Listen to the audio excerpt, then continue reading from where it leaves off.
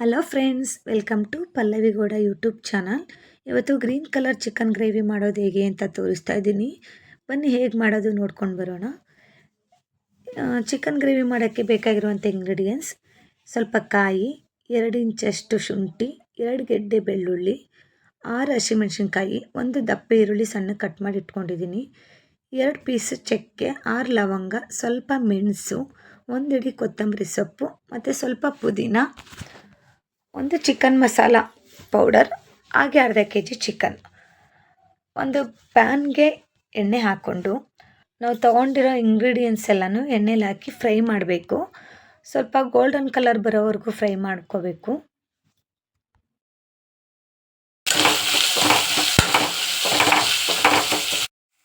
ಈಗ ಇದು ಫ್ರೈ ಆಗಿದೆ. ಅದಕ್ಕೆ ಕೊತ್ತಂಬರಿ ಸೊಪ್ಪು ಮತ್ತು ಪುದೀನ ಸೊಪ್ಪು ಹಾಕಿ ಇನ್ನೂ ಸ್ವಲ್ಪ ಫ್ರೈ ಮಾಡ್ಕೊಳ್ಳೋಣ.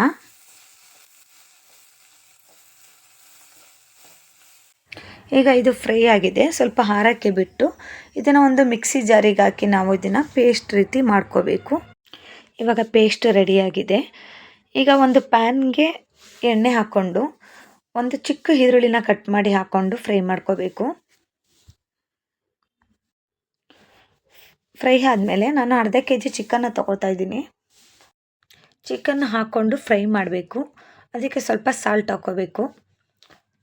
ಅದು ನೀರಂಶ ಎಲ್ಲ ಬಿಟ್ಕೊಂಡು ಅದೇನು ಹಸಿ ಸ್ಮೆಲ್ ಇರುತ್ತೆ ಅದೆಲ್ಲ ಹೋಗುತ್ತೆ ಚಿಕನ್ದು.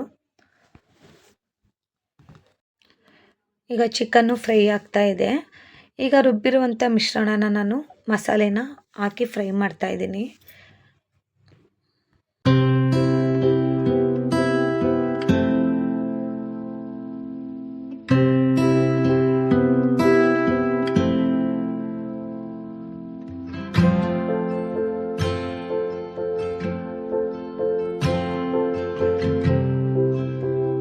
ಮಸಾಲೆ ಹಾಕಿ ಫ್ರೈ ಆದಮೇಲೆ ನಾವು ನೀರು ಎಷ್ಟು ಬೇಕು ಅಷ್ಟನ್ನೇ ಹೆಚ್ಚಿಸ್ಕೋಬೇಕು. ನಮಗೆ ಗ್ರೇವಿ ತಿಕ್ನೆಸ್ ಎಷ್ಟು ಬೇಕು ಅಷ್ಟಕ್ಕೆ ನಾವು ನೀರನ್ನ ಹೆಚ್ಚಿಸ್ಕೊಂಡು ಅದನ್ನು ಬೇಯಕ್ಕೆ ಬಿಡಬೇಕು.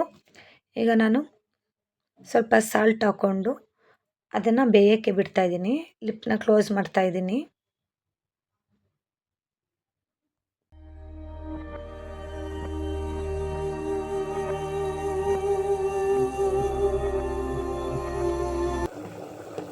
ಇವಾಗ ಅದು ತುಂಬ ಚೆನ್ನಾಗಿ ಬೆಂದಿದೆ. ಇದಕ್ಕೆ ಈಗ ಚಿಕನ್ ಮಸಾಲ 3 ಸ್ಪೂನ್ ತೊಗೊಂಡಿದ್ದೀನಿ ನಾನು. ಆವಾಗಲೇ ತೋರಿಸಿದ್ನಲ್ಲ ಪ್ಯಾಕೆಟ್ ಚಿಕನ್ ಮಸಾಲ, ಅದನ್ನು 3 ಸ್ಪೂನ್ ತಗೊಂಡು ಹಾಕ್ಕೊಂಡು ಅದನ್ನು ಮಿಕ್ಸ್ ಮಾಡಿ ಇನ್ನೊಂದು 2 ನಿಮಿಷ ಬೇಯೋಕ್ಕೆ ಬಿಡಬೇಕು ನಾವು.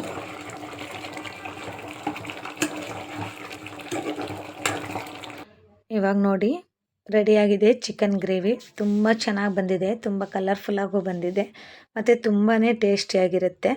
ಇವತ್ತಿನ ರೆಸಿಪಿ ನಿಮಗೆ ಇಷ್ಟ ಆಗಿದೆ, ಪ್ಲೀಸ್ ಲೈಕ್ ಮಾಡಿ, ಶೇರ್ ಮಾಡಿ, ಸಬ್ಸ್ಕ್ರೈಬ್ ಮಾಡಿ, ಸಪೋರ್ಟ್ ಮಾಡಿ. Thank you all.